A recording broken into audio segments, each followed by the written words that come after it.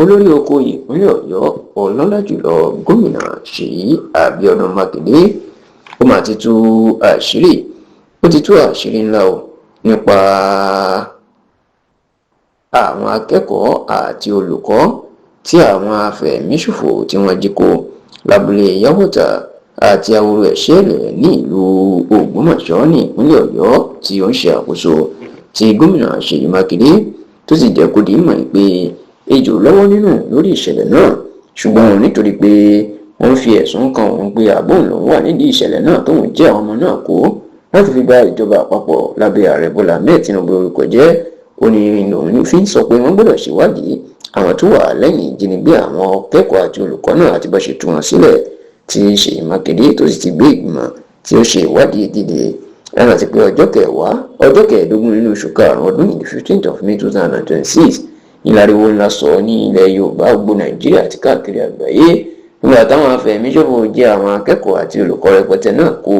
lábúlé yàwọ́tà àti àwòrò ẹ̀ṣẹ́lẹ̀ ní ìlú ògbómọ̀ṣọ́ tó sì jẹ́ pé ọjọ́ kẹwàá nínú oṣù kejì ọdún tá a wà yìí the 10th of July 2026 ènìyàn ṣẹ̀ṣẹ̀ rí àwọn akẹ́kọ̀ọ́ àti olùkọ́ náà gbà láyọ̀ àti àlàáfíà lẹ́yìn ìgbà tí wọ́n gbà wọ́n ní gómìnà ṣèyí mákindé ló kéde wípé kí àjọ àgbáyé ní United Nations kan wọ́n ṣèwádìí ìṣẹ̀lẹ̀ náà bí wọ́n ṣe jí àwọn akẹ́kọ̀ọ́ òǹkó àti wọ́n ṣe gbà wọ́n padà lọ́nà àrà nítorí pé ó mú ìfura wá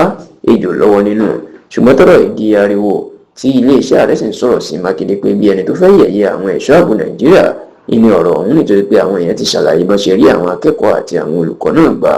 ṣá ọ̀rọ̀ yóò tún tẹ́ mákindé lọ́rùn lọ́jọ́ ẹtì tí ṣe ọjọ́ Friday ọ̀sẹ̀ tó kọjá, gómìnà ti gbé ìgbìmọ̀ ẹlẹ́ni mẹ́jọ dìde tí yóò ṣe ìwádìí ìṣẹ̀lẹ̀ náà láti jábọ̀ fún un lórí bí iṣu ṣe kú bọ̀bẹ́ ṣe bẹ́ àti àwọn tó wà lẹ́yìn ìjínigbé àti ìtúsílẹ̀ náà. nínú ọ̀rọ̀ tó ń sọ nígbà tó ń ṣe ìfilọ́lẹ̀ àwọn ìgbìmọ̀ yìí, gómìnà ṣèyí mákindé ní kì í ṣe pé òun fẹ́ tàbùkù àwọn ẹ̀ṣọ́ ààbò nàìjíríà gẹ́gẹ́ bá ṣe ń wí o, ó lóun mọ rírì wọn ò sì dúpẹ́ lọ́wọ́ wọn, ṣùgbọ́n ó ní bí irú nǹkan báyìí bá ṣẹlẹ̀ láti jẹ́ kí ọwọ́ gbogbo èèyàn kó mọ́ ìyẹn gbogbo àwọn tó rọ̀ kàn láfi káwọn ṣe ìwádìí kí wọ́n sì fi ojú àwọn tó mọ̀ nípa ẹ̀kan fi hàn síta. ó wá jẹ́ kó di mọ̀ pé àwọn ìgbìmọ̀ náà òun fún wọn ní ọ̀sẹ̀ 4 nínú oṣù kan láti jábọ̀, ṣùgbọ́n wọ́n bá nílò ọjọ́ sí i kẹ́jẹ́ kò mọ̀. bẹ́ẹ̀ ni mákindé ní ìṣẹ̀lẹ̀ ìlú àwòrò ẹ̀ṣẹ́lẹ̀ náà ó kàn òun dáadáa nítorí pé lọ́dún 1959 bàbá òun lọ ṣiṣẹ́ tíṣà nílùú àwòrò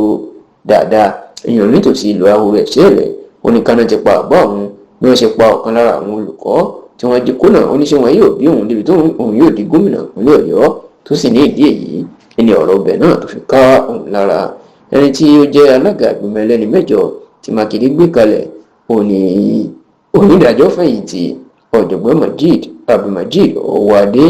ẹni tó jẹ́ akọ̀wé ìgbìmọ̀ náà ní ọlámídé sandra tella, bẹ́ẹ̀ làwọn ọmọ ìgbìmọ̀ náà jẹ́ ọ̀jọ̀gbọ́n jibril ibrahim,